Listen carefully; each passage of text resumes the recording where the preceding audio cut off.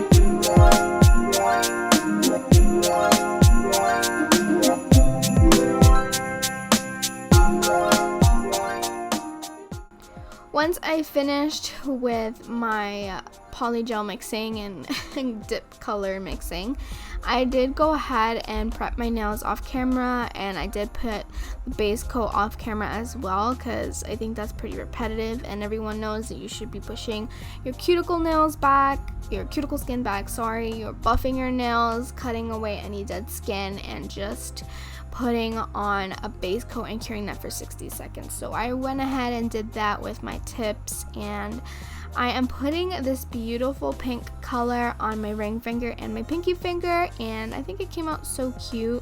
The consistency was very good when it came to this specific color.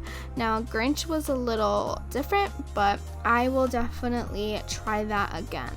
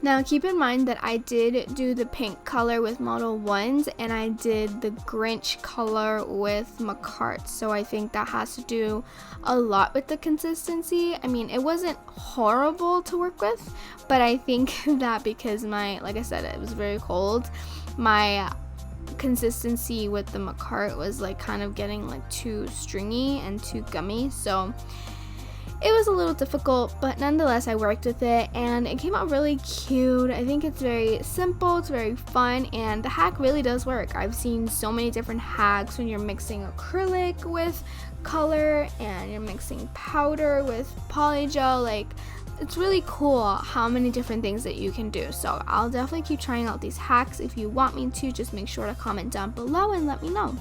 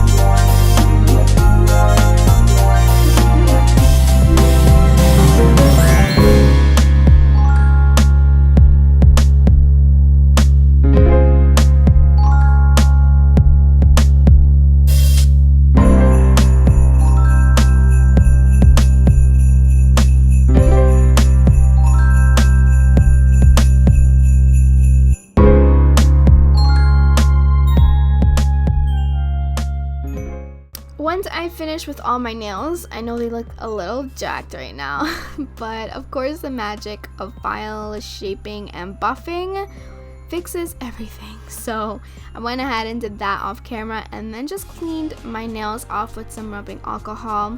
And I'm gonna go in with some fun foils and gems that I got. And first I'm using the Makartt nail glue, and this will help the foil stick better. So I'm just picking up my foil from Pearl Glitter Shop, which I'll link that down below. And then I'm going in with the nail that I want to put a foil on. Now, I told y'all last time I did not have the proper tool, but this time, y'all, okay, I got the proper tools and it came out so much better. Like, I should have got this first before I got foil. But so I cured that for about 45 seconds. It really just depends on how long you want to do it. It says 15 seconds, but I did 45.